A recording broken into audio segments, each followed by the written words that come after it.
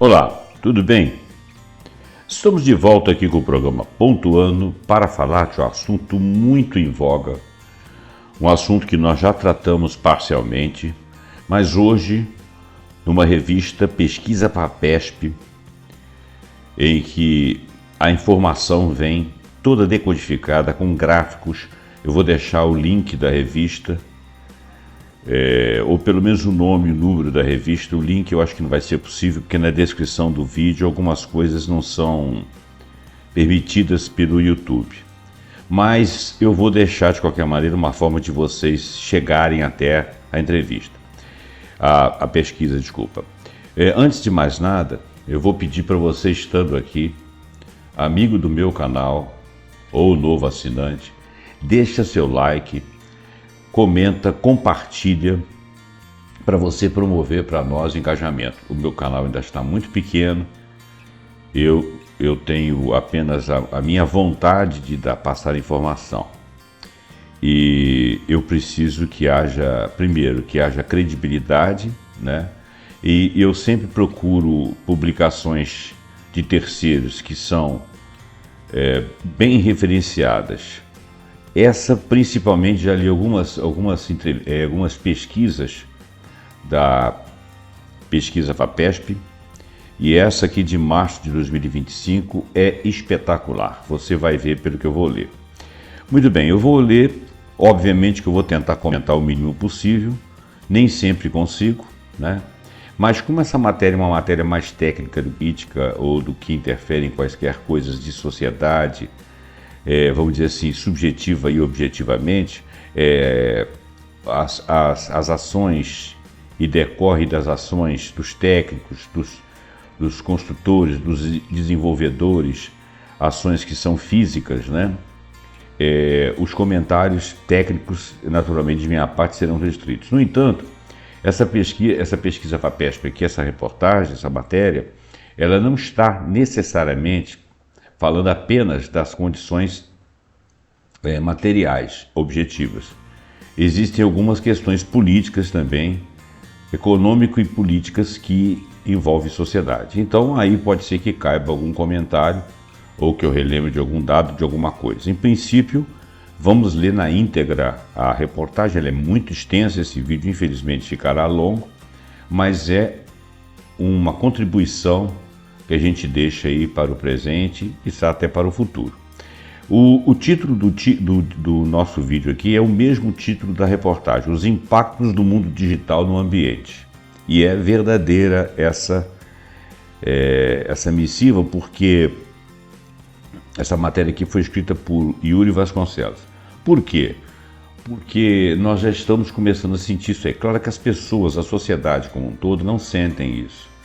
Mas você vai ver pela reportagem que algumas sociedades já estão denotando os seus governos e algumas coisas que estão sendo implementadas nas questões políticas, nas questões econômicas, são derivadas desses acontecimentos, que são relativamente recentes. Mas vamos lá.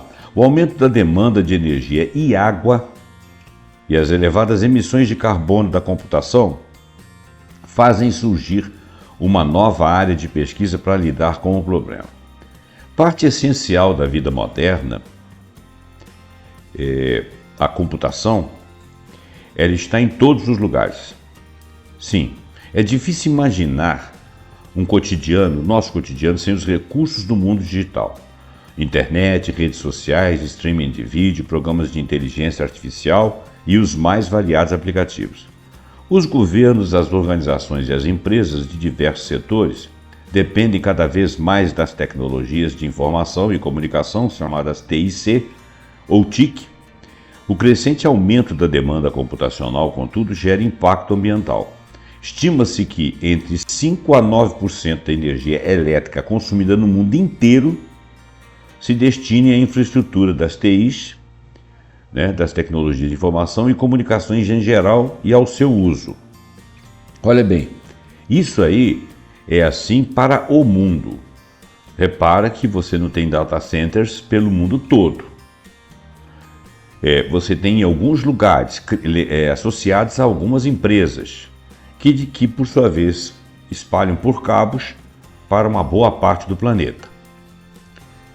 E são produzidos no Ocidente e no Oriente, um consumo de dados e um movimento de dados enorme o dia todo, todos os dias, em todos os setores, até na sua residência, até quando você está brincando, quando você está se distraindo, ou quando você está trabalhando, mesmo que seja um trabalho doméstico, um trabalho que você faça em casa, um home office.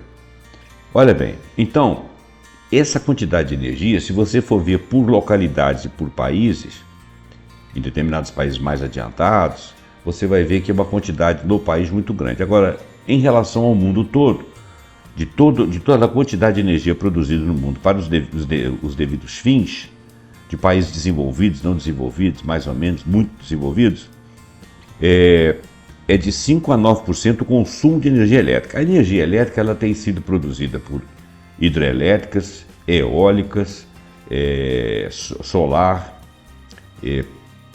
tem sido produzida a carvão, tem sido produzida a petróleo e a gás, né?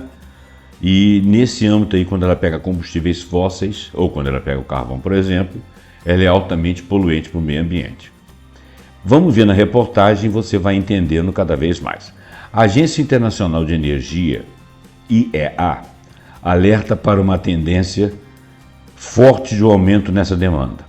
O gasto energético de data centers, instalações com robusto poder de armazenamento e processamento de dados, e dos setores de inteligência artificial, as chamadas IAs, e criptomoedas também, segundo essa entidade, a IEA, a Agência Internacional de Energia, poderá dobrar no mundo em 2026 com relação a 2022, quando foi de 460 terawatts-hora naquele ano. E o Brasil consumiu 505 terawatts de energia, hora de energia elétrica. Tá? O Brasil como um todo. Olha bem, vamos ler outra vez. O gasto dos data centers, especificamente dos data centers. Instalações com robusto poder de armazenamento e processamento de dados dos setores de inteligência artificial e criptomoedas, segundo a entidade Agência Internacional de Energia Elétrica, poderá dobrar no mundo em 2026 em relação a 2022, quando ela foi de 460 terawatts-hora naquele ano. O Brasil consumiu 508 terawatts-hora de energia elétrica. O Brasil como um todo consumiu 508 terawatts-hora de energia elétrica. Os data centers no mundo consumiram 460 terawatts-hora em 2022 e isso vai passar para o dobro, certo? 900 e poucos terawatts-hora. Só para data centers no mundo. Enquanto que um país inteiro como o Brasil, para a gente poder ter uma escala de uso, consumiu 508 terawatts-hora. O uso de energia elétrica é inerente à computação, constata a cientista de computação Sarajane Marques Pérez, da Escola de Artes e Ciências de Humanidades da Universidade de São Paulo. A pesquisa do Centro de Inteligência Artificial C4AI, financiado pela FAPESP e IBM, é um dito desse instituto aí. Muito bem. Então vamos ver se nós nos fazemos entender, porque parece que tem um ponto aqui fora de lugar, ou eu li errado.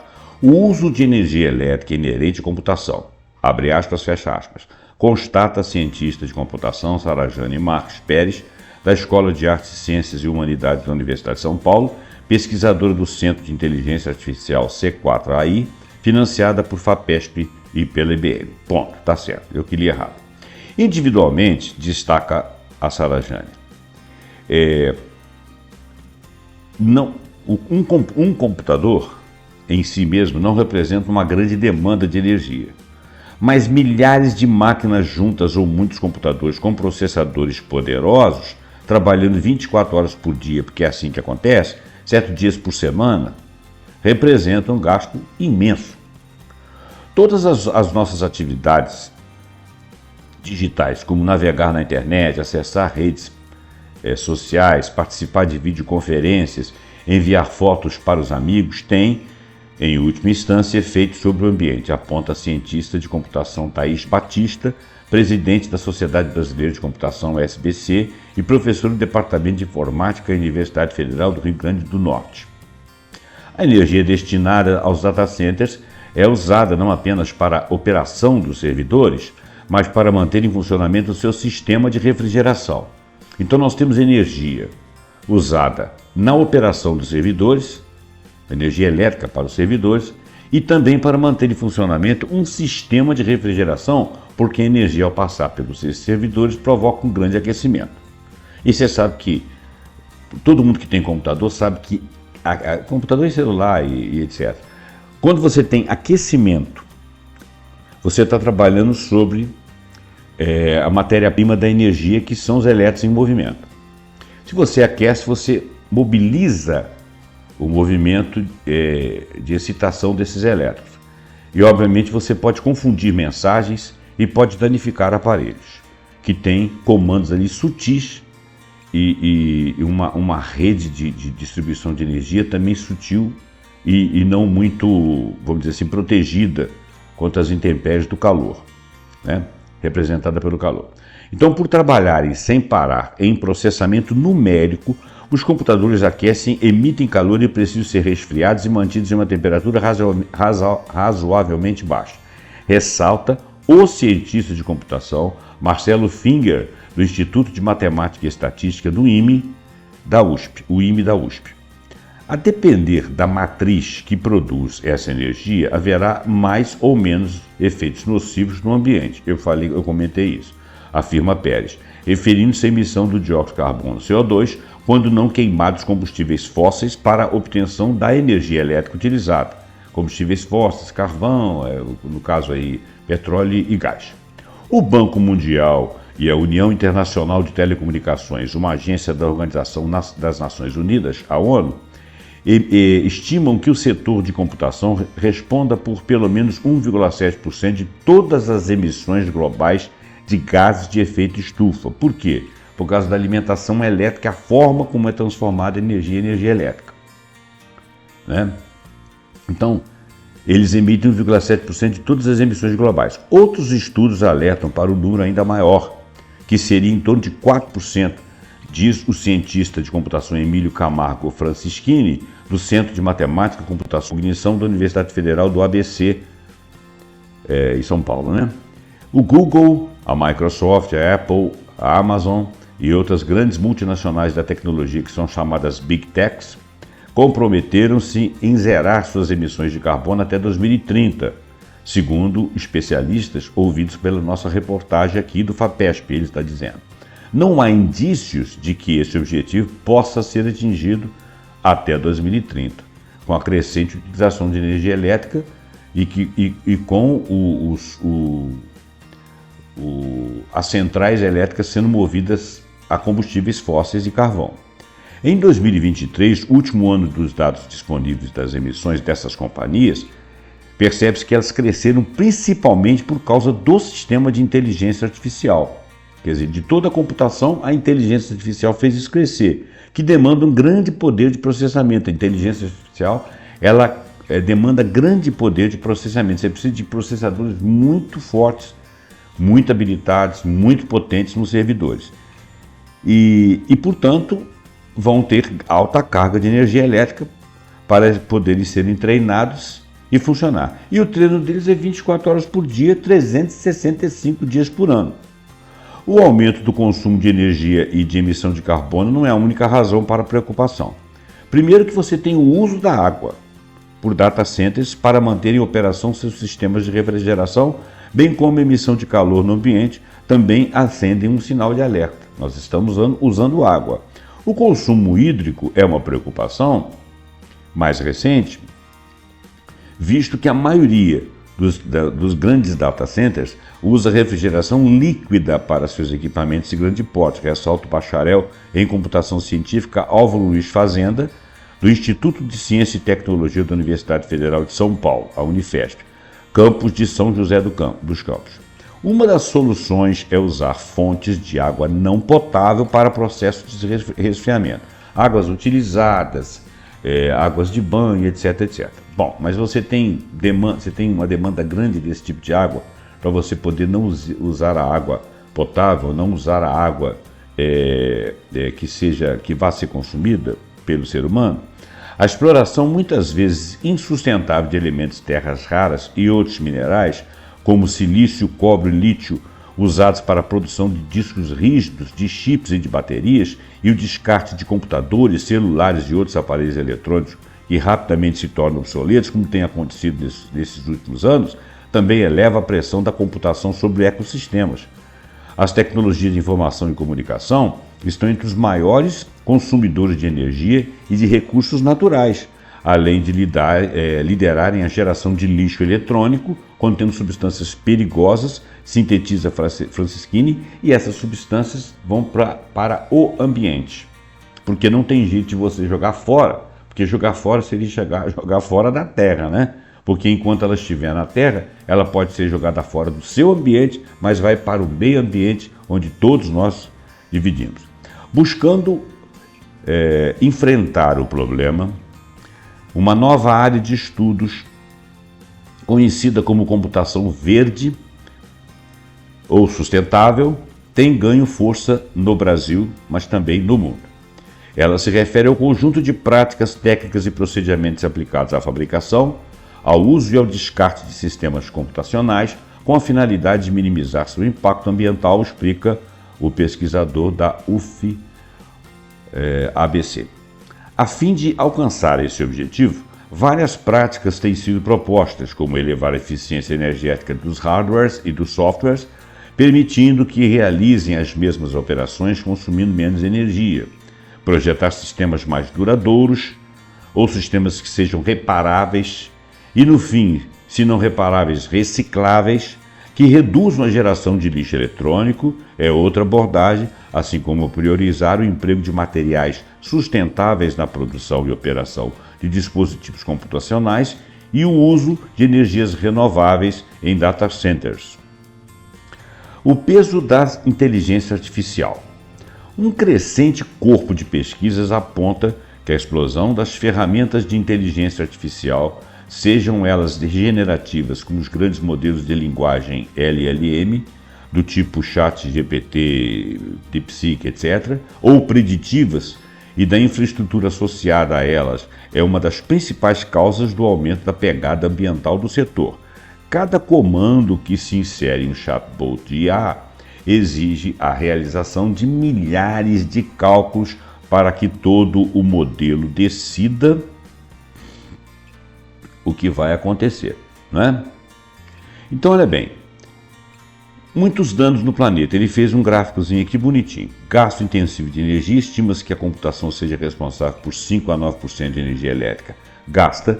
Em 2022, a demanda do setor equivaleu a 90% da energia consumida no Brasil todo, nos diversos setores. Emissão de gases de efeito estufa, porque projeções apontam que a energia elétrica empregada para suportar a infraestrutura digital do planeta responde por 1,7 a 3,9 das emissões de carbono do planeta na atmosfera, vão ficar no entorno de 4%. Consumo elevado de água, os centros de dados usam refrigeração líquida para manter seus servidores operando continuamente. Em alguns países, há competição por água entre a população e essas instalações. Olha bem, isso já está criando um problema social. Mineração de terras raras. Esses elementos são essenciais para a fabricação de discos rígidos, chips, baterias e outros componentes eletrônicos. E sua exploração nem sempre é sustentável e tem sido nociva ao globo. Inclusive o lítio você precisa de muita água. Geração de lixo eletrônico. Quando se descarta e o faz inadequadamente, computadores, celulares, baterias, etc., que rapidamente envelhecem e se tornam obsoletos, isso gera o risco de contaminação de lenços de solos, lençóis freáticos e, por conseguinte, fauna e flora. Muito bem. Funcionário aqui, ele tem uma imensa montoeira de lixo aqui, onde um funcionário está numa unidade recicladora de Massachusetts, nos Estados Unidos. É um galpão enorme, uma coisa quase quilométrica.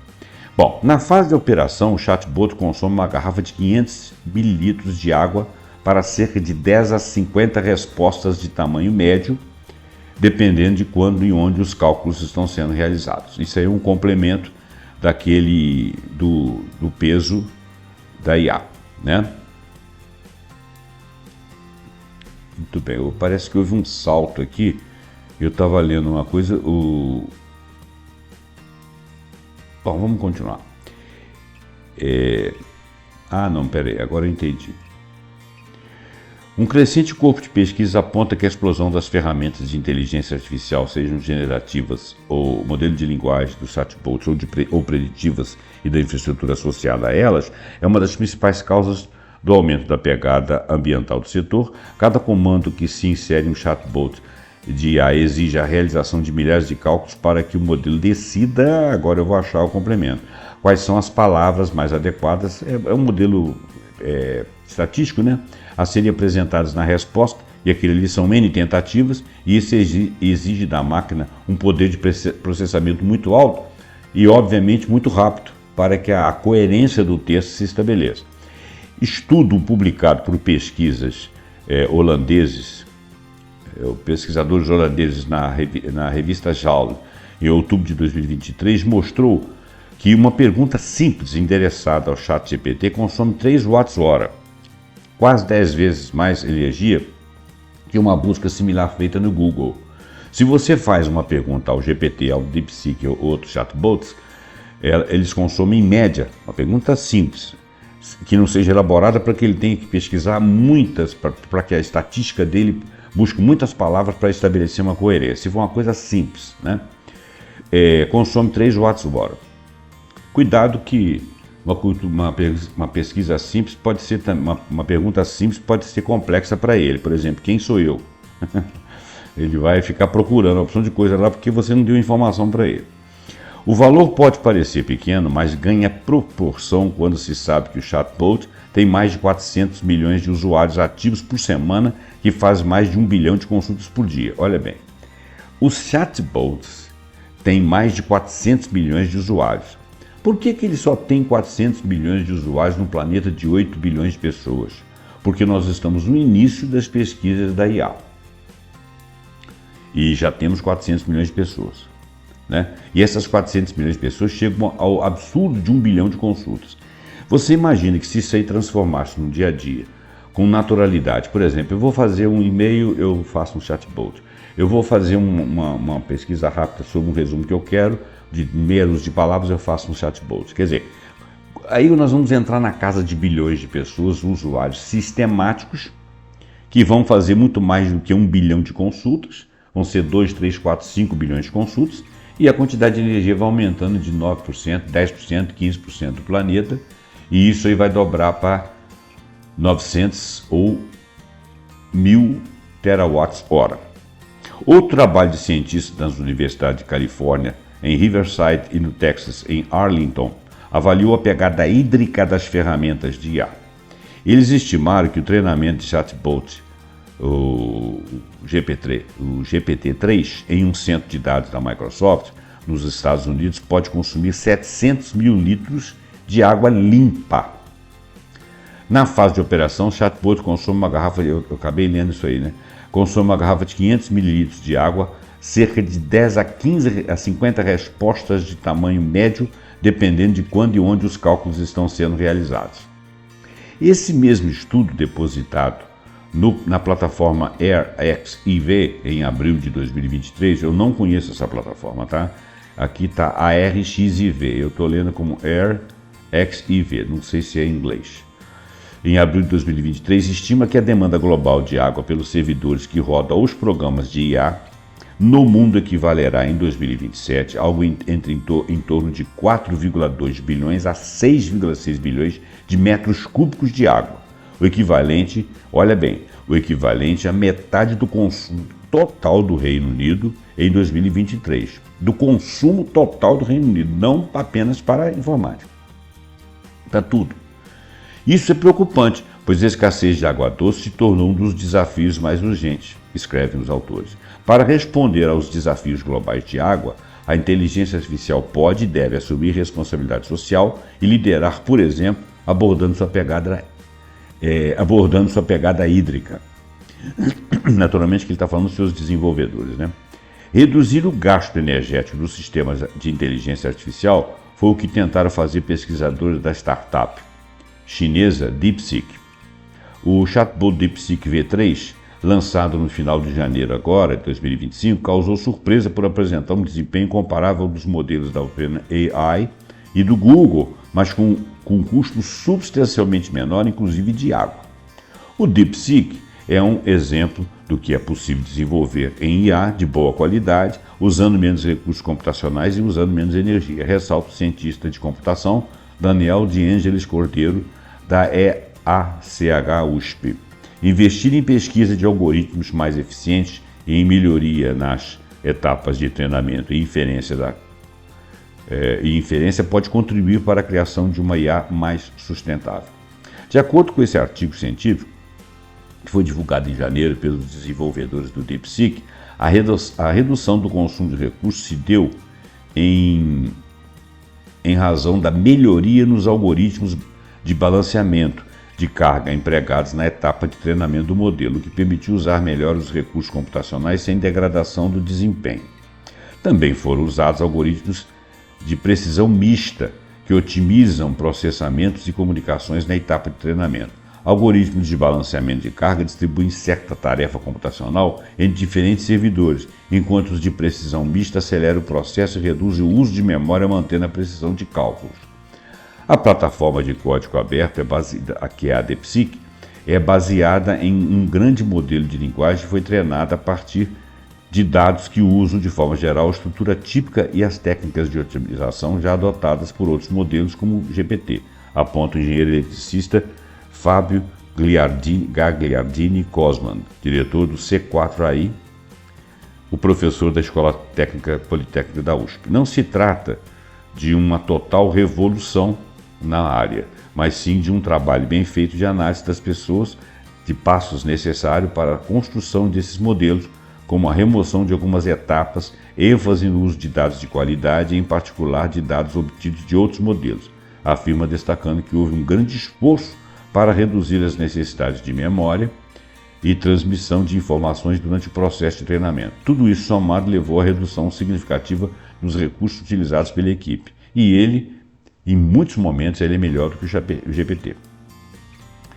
Cálculos aproximados. Uma das estratégias propostas para reduzir o impacto ambiental dos sistemas de IA e da computação como um todo é a adoção de um modelo conhecido como computação aproximada.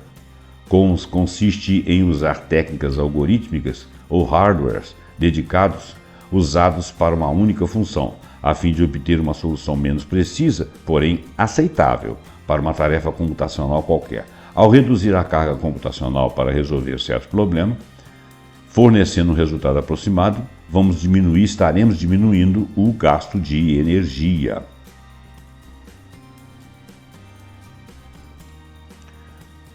Muito bem. Várias técnicas algorítmicas podem ser aplicadas, incluindo a precisão numérica reduzida, que permite trabalhar com valores e operações aritméticas com um menor número de casas decimais para representar números reais, informa o rapaz lá que tem o sobrenome Fazenda da Unifesp. Em vez de representar um número com precisão de 20 casas decimais, considera-se apenas as 10 primeiras. É o que é razoável, né? Isso pode causar arredondamentos indesejáveis e diferenças nos resultados, comprometendo a acurácia do resultado. Porém, se forem insignificantes, é possível obter ganhos de desempenho e economia de energia, já que as operações com precisão reduzida demandam menos capacidade computacional, diz o rapaz. Antes disso aqui, ele fala da pressão das criptomoedas. O gasto energético do mercado de moedas digitais equivale ao de um país europeu médio. A mineração de criptomoedas, principalmente o Bitcoin, a mais antiga e mais bem-sucedida moeda digital, é altamente dependente de energia e contribui de forma significativa para a emissão de gases de efeito estufa. O gasto energético desse segmento subiu cerca de 34 vezes entre 2015 e 2023, atingindo 121 terawatts-hora, proporcional ao consumo de um país médio da Europa, como por exemplo a Polônia. Olha que coisa incrível! A demanda deve aumentar 40% até aumentar em 40% até 2026, prevê a Agência Internacional de Energia. Executar uma única transação de Bitcoin corresponde aproximadamente às emissões de gases de efeito estufa de um veículo de porte médio elétrico ou gasolina numa viagem de 1.600 a 2.600 quilômetros. Meu Deus do céu! O gasto energético de um veículo caminhando de entre 1.600 e 2.600 quilômetros, ele é comparável a uma única transação de Bitcoin.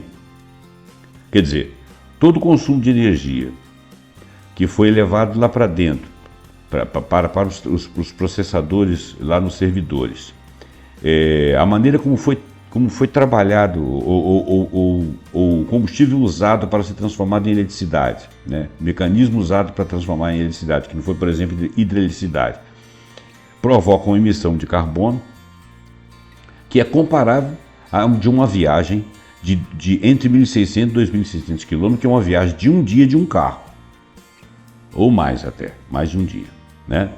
E quem disse isso aí foi a Carbon Footprint of Global Bitcoin Mining, e a pesquisa Emissions Beyond Border, publicada em janeiro pelo periódico Sustainability Science.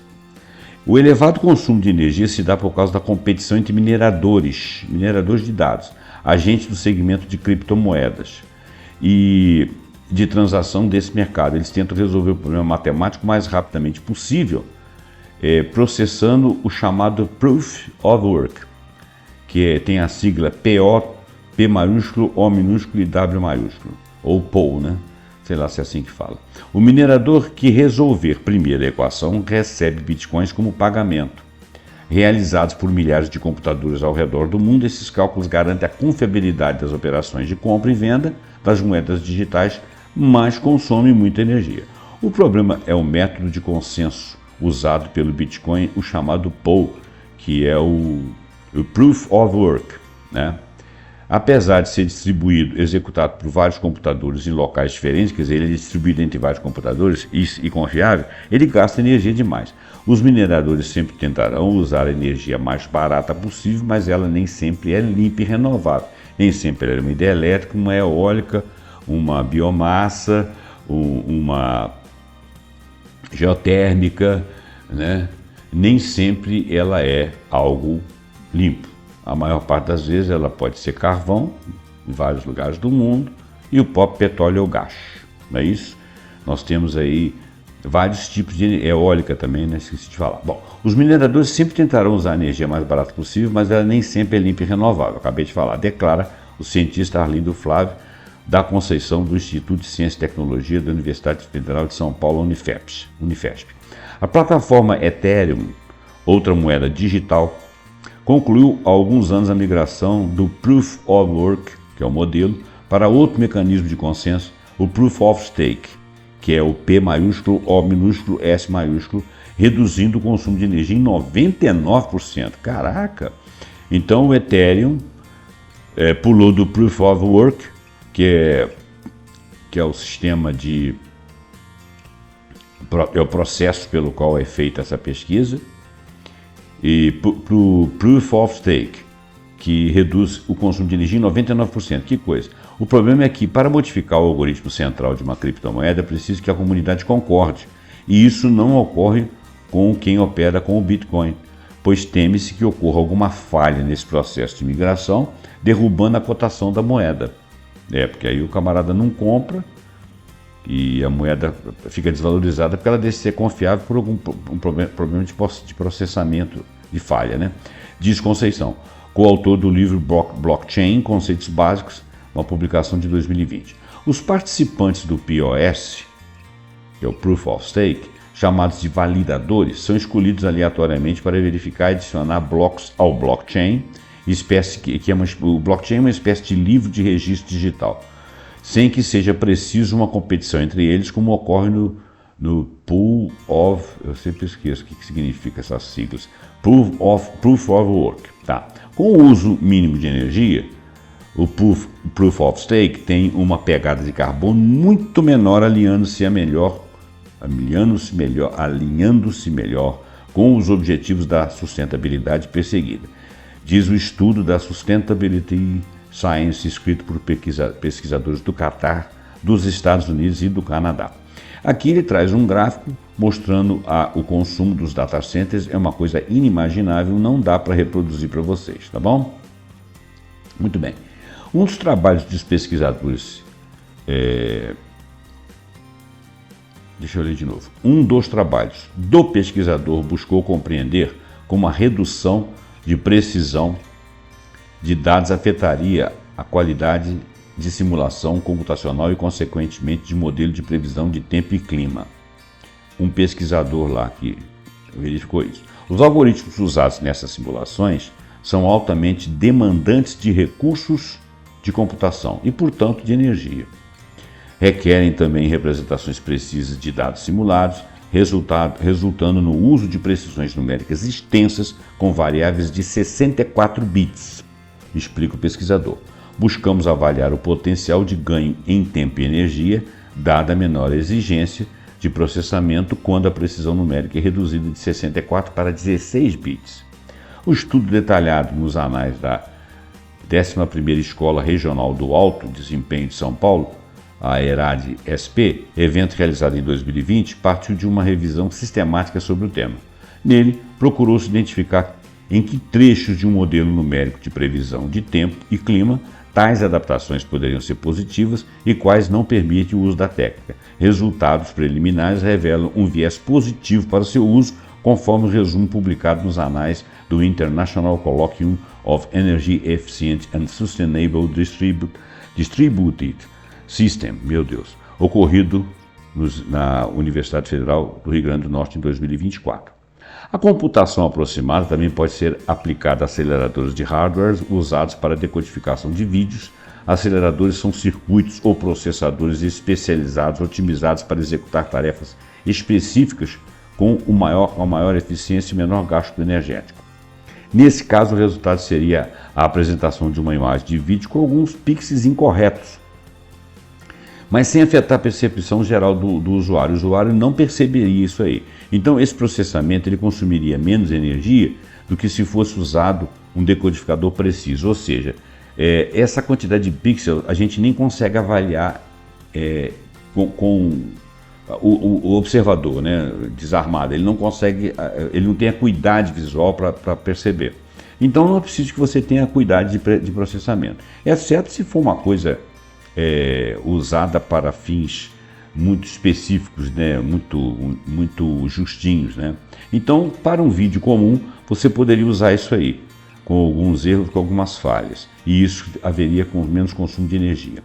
O desafio da computação aproximada, que é o que nós estamos falando nesse momento, está em incorporar essas técnicas em processadores, em diferentes aplicações, separando claramente o que pode ser aproximado, como um vídeo, por exemplo, de qualquer coisa que você esteja vendo, daquilo que deve ser preciso, né? Como, por exemplo, se você estiver fazendo um gráfico ou estabelecendo um gráfico ali, porque aí precisa de precisão. Avalia o cientista Lucas Werner, do Instituto de Computação da Universidade Estadual de Campinas. A pesquisa dele se concentra na eficiência energética do hardware e do software, com ênfase em computação de alto desempenho e em computação aproximativa. Você vê que o Brasil ele não está largado às traças aí, não. Nós temos competência. Infelizmente, a gente tem péssimos políticos e um povo votante muito pouco instruído, mas temos centros de excelência. Outra abordagem da computação verde, né, é a produção de equipamentos energeticamente mais eficientes. Vários grupos de brasileiros e estrangeiros trabalham no desenvolvimento de novos tipos de hardware que apresentem o mesmo desempenho computacional, mas que consumam o mínimo de energia, afirma o cientista Fábio Kohn, do IME-USP. O uso de processadores de baixo consumo foi tema de um dos trabalhos do grupo de Francischini, lá da Bahia, lá do ABC. Avaliamos o comportamento de uma aplicação específica na indústria de exploração de óleo e gás em 4 arquiteturas de hardware diferentes. O resultado, que foi publicado no Journal of Parallel and Distributed Computer, em fevereiro de 2015, mostraram uma aparente contradição. Muitas vezes, a melhor abordagem é aceitar uma execução ligeiramente mais lenta do programa, desde que dentro das restrições estabelecidas para reduzir o consumo de energia. Em outros casos, pode ser necessário aumentar o consumo energético e assim garantir um tempo de execução adequado. Dependendo da aplicação do hardware disponível e das limitações envolvidas, não é possível minimizar simultaneamente os dois fatores. Óbvio, gasto energético e tempo de execução. Nem sempre você consegue minimizar as duas coisas. Em outras, quer dizer, isso seria o ideal, né? Que você conseguisse que o gasto energético fosse mínimo e que o tempo de execução também. Em outra investigação centrada em explorar novas arquiteturas ou modelos de hardware, o grupo Warner aplicou uma técnica simples e eficaz para a economia de energia, que é a chamada duty cycling. O duty cycling tem implementação desafiadora. Ele significa desligar partes do circuito de um computador quando ela não está sendo usada. Isso envolve pequenas modificações no hardware para permitir que as partes escolhidas sejam seletivamente desativadas, reduzindo a frequência de operação ou completamente desligadas, cortando inclusive a fonte de energia, esclarece o pesquisador da Unicamp. Hoje, todos os sistemas de computação incorporam uma variação dessa técnica chamada duty cycling. Em notebooks, por exemplo, a tela desliga após alguns minutos sem atividade, já teclados e mouses ficam inativos quando em desuso e acordam ao serem demandados. Eu não tenho visto muito isso aí não, mas tem acontecido. E também alguns desses dispositivos, eles têm esse comando, mas você pode desligar esse comando. Eu acho que a maioria das pessoas vai desligar. No caso de circuitos dedicados, como indicado no trabalho, o desafio está em acordar o sistema na hora certa para não perder a qualidade da resposta ou do resultado, né, para a aplicação. Outra dificuldade que se insere aí o duty cycling, ele precisa de operar de forma autônoma. Quer dizer, ele tem que desligar e não ligar, já que não há um usuário indicado para o sistema que deve estar ativo tomando conta daquilo e determinando quando ele pode dormir, como ocorre com o uso trivial dos nossos computadores, que às vezes você deixa o cara ficar quieto lá, mas às vezes você vai lá e desliga essa propriedade para que você não perca uma imagem de tela, alguma coisa assim. Quer dizer, ali você tem um único operador e um único sistema trabalhando, mas ali no meio daquelas engrenagens de data center e servidores ali, você tem um sem número de coisas, não dá para destinar alguém que faça o duty cycling num determinado momento, numa fase dos acontecimentos. Então isso aí teria que ser uma coisa autônoma. Recomendações não vinculantes. A preocupação com os impactos da computação no planeta mobiliza não apenas a academia, mas a própria indústria.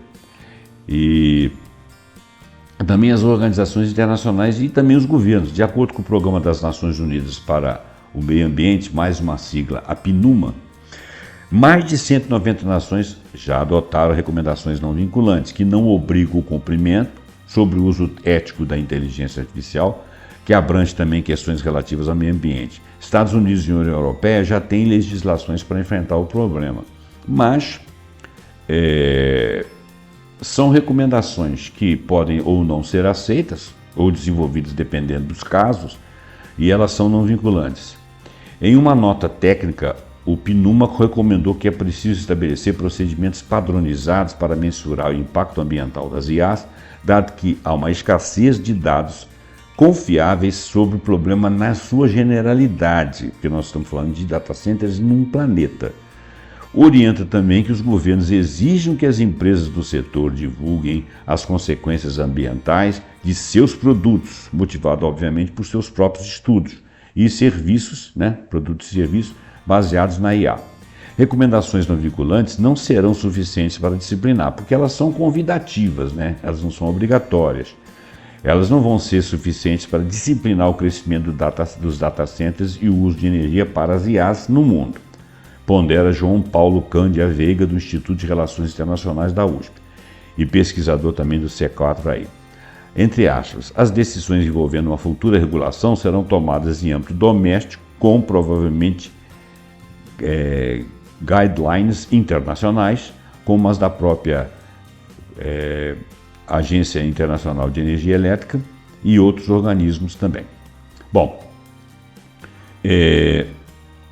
tem aqui um gráfico muito interessante também, em que ele mostra o drama da inteligência artificial. Ele diz aqui, uma pergunta simples no chat GPT consome 2,9 watts-hora, cerca de 10 vezes mais do que uma consulta similar feita no Google, que é 0,3 watts-hora. Treinar um único programa de IA generativa libera 300 toneladas de CO2 na atmosfera, porque você tem vários transformadores de energia aí que não são necessariamente limpos, de energia limpa. Essa emissão é 5 vezes mais do que emite um veículo padrão ao longo de sua vida útil. Um veículo padrão ao longo de sua vida útil. 5 vezes mais. Cerca de 700 mil litros de água foram consumidos para treinamento do ChatGPT-3 no data centers da Microsoft. E nós estamos falando do 3, não estamos falando do 4. O chatbot da OpenAI consome 500 ml de água para cerca de 10 a 50 respostas de tamanho médio. É muita coisa, né, gente? Muito bem. Centros de dados sustentáveis. Pesquisas investigam, do mesmo Yuri Vasconcelos. Pesquisas investigam como elevar a eficiência energética, reduzir o impacto do setor em franco crescimento no Brasil e no mundo. A demanda global por data centers é a espinha dorsal no mundo digital. Ela evolui de forma acelerada, impulsionada pela explosão do uso de tecnologia de inteligência artificial. No fim de 2023, eram mais de 18,8 mil unidades do gênero no mundo. Esse mercado também cresce no Brasil, com grande concentração no estado de São Paulo. A energia consumida por centro de dados em computação em nuvem apontam estimativas que chega a 1% da demanda mundial ou global. Um dos caminhos para elevar a eficiência energética dos data centers é dotá-los de sua própria infraestrutura de energia renovável. Então, os camaradas vão querer fazer uma infraestrutura energética, de preferência renovável. Por exemplo, as Big Techs já estão se associando para criar centrais atômicas para a produção de energia para os seus data centers. Isso aí livraria as comunidades do uso compartilhado de energia elétrica dessas sociedades, né? E eles vão tentar instalar painéis solares, turbinas eólicas e inclusive criar centros de energia atômica, ou seja lá o que for. As grandes multinacionais do setor têm cada vez mais integrado energia limpa em suas operações. O Google, em 2023, informou em seu relatório de sustentabilidade que, em média, a energia consumida por seus centros de dados usava 64% de energia verde, ou seja, energia que não apresenta CO2, né? Com alguns lugares chegando até 90%, 75% de sua pegada de carbono, que vinha das emissões indiretas, as que ocorrem, por exemplo, durante a fabricação de equipamentos. O equipamento não tem muito jeito. A Microsoft também reportou que 96% da pegada de carbono de seus centros de dados tem como origem as emissões indiretas, ou seja, não é ela diretamente que está produzindo, mas é porque ela consome peças e trabalhos de outros locais, ou de outras produtoras, ou de outras empresas, que essas sim estão gerando, estão jogando carbono, CO2 na atmosfera. Um desafio para criar data centers com fonte de energia renovável é o caráter intermitente delas. Os painéis solares só geram energia de dia, quando há sol, enquanto as turbinas eólicas dependem de ventos com uma velocidade ideal, né? Por isso é preciso usar dispositivos de armazenamento de energia como baterias, que têm um custo ambiental também. Ressalta o especialista em sistema de informação Miguel Felipe Silva Vasconcelos. Atualmente, em estágio de pós-doutorado no Instituto de Pesquisa de Informática na França, ele investiga a sustentabilidade de sistemas computacionais distribuídos, ou seja, que são compostos por múltiplos elementos, como computadores, celulares e sensores que interagem entre si para realizar determinadas tarefas. Não consegui entender como é que isso aí melhoraria o custo energético. Vasconcelos começou a se dedicar ao tema durante o doutorado, orientado por Cordeiro e Fanny Dufossé, da Universidade de Grenoble, Alpes, na França. Pesquisei como reduzir as emissões de carbono de um conjunto de data centers de computação em nuvem, geodistribuídos por meio da adoção de uma infraestrutura local de energia renovável, de estratégia de escalonamento, relata ele. Eu acho que ele está pegando assim vários lugares onde a energia seja limpa para o mesmo funcionamento, para o mesmo data center. Agora eu entendi. Escalonar, então, significa definir o data center e o momento do dia em que as tarefas computacionais demandadas serão executadas, sempre visando minimizar o consumo de energia de alta emissão de carbono. Por exemplo, se aqui é noite e nós estamos usando energia de um data center, o data center aqui está usando uma energia lá próxima do Japão, que já é dia, né? Está vendo consumo e tal. Então, esse escalonamento é isso aí. Para realizar o estudo, foi apresentado na 23ª International Symposium of Cluster Cloud and Internet Computing, ocorrido em Bangalore, na Índia, em 2023, o Vasconcelos considerou 900 de dados situados em diferentes cidades, entre elas São Paulo, Paris, Canberra e Austrália. Olha só, não por coincidência, locais que abrigam instalações da própria Microsoft. A fim de dimensionar a área, painéis solares e a capacidade das baterias, o pesquisador avaliou as características do lugar onde o centro estava instalado. Considerou a irradiação solar durante o ano, a energia necessária para resfriar os servidores e pegada de carbono da rede elétrica local e da fabricação dos painéis solares e das baterias. Então, o trabalho resultou em um modelo matemático que nos permite determinar o dimensionamento ótimo da infraestrutura de geração e armazenamento de energia renovável de um centro de dados, conta Cordeiro, quer dizer, que conta com vários outros locais. O gestor da plataforma de computação em nuvem que queira avaliar a infraestrutura energética necessária para seus data centers, poderá usar o nosso software, que é um software que pesquisa esses locais e implementa esse modelo, analisar diferentes cenários de investimento e os seus respectivos impactos ambientais para minimizar os impactos. Dono de 1,5% do mercado global de data centers, com 181 unidades, o Brasil tem mostrado um país atrativo para o setor.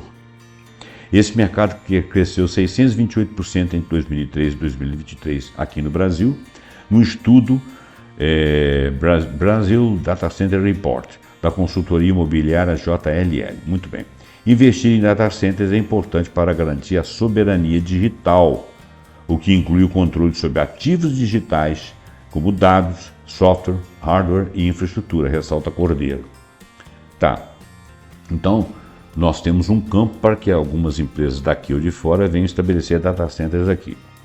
Agora tem que tomar cuidado para não ficar na mão dos outros, né? Vários projetos encontram-se em andamento, com destaque para 3 novos centros da Microsoft na região de Campinas. O primeiro deles deve ficar pronto esse ano.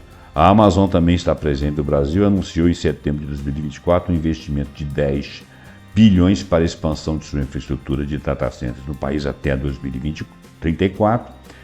Países com matriz energética verde, como é o Brasil, ou com condições favoráveis para a geração de energia renovável, como é o caso do Brasil, por exemplo, eólica, a própria hidrelétrica e tal, estão atraindo grandes operadores de plataforma e computação de nuvem. Isso aí pode representar para a gente uns aluguéis bons e emprego, né? Comprometidos em reduzir emissões de CO2. Especialistas ponderam, contudo, que mesmo que o país tenha uma matriz fortemente baseada em fontes renováveis, a instalação de data centers em território brasileiro afetaria o nosso ambiente. Por quê? A construção de hidrelétricas não é isenta de impactos. É óbvio, você tem que inundar áreas, você tem perdas aí de fauna e flora, tá? Mas pelo menos ela não continua gerando problemas. Ela não é isenta. Então, se nós começarmos a construir muitas hidrelétricas, nós vamos ter impacto, sim. E sempre haverá um elevado consumo de água, né? E isso aí vai começar a faltar para as populações, assim como emissões de carbono diretas e indiretas pelos próprios centros de dados. Então nós vamos ser vítimas disso também. Essa discussão sobre sustentabilidade ambiental é pertinente sempre que construímos infraestrutura de apoio a algum tipo de indústria no país, diz Cordeiro. Para pesquisadores, se os grandes fornecedores de plataformas de computação produzirem a própria energia, a partir de fontes renováveis, a operação dos data centers pode ser feita de forma sustentável. E é mais ou menos isso que nós estamos esperando, né? Bom, em tese nós terminamos aqui a reportagem. Tem mais um gráfico aqui que eu passei por ele. Eu digo para vocês que eu também não vou poder lê-lo, né? Ele está falando aqui, evolução no Brasil, o setor teve crescimento contínuo em 10 anos, não dá, em megawatts, não dá para gente ler isso não, tá bom? Bom, gente, então eu vou terminar o vídeo, porque ele já ficou grande. Eu espero que você tenha gostado desse nosso tema. Não é um tema fácil, eu li com uma certa rapidez, peço até desculpa. Fiz alguns comentários, apenas aqueles que eu soube comentar. Espero que você tenha gostado. Passe esse vídeo para frente, deixe seu comentário se você achar pertinente, deixe seu like, compartilha e assine o nosso canal se você for novo por aqui. Até o próximo programa Pontuando com algum assunto que nós acharmos muito interessante. Muito obrigado e até lá. Obrigado e até lá.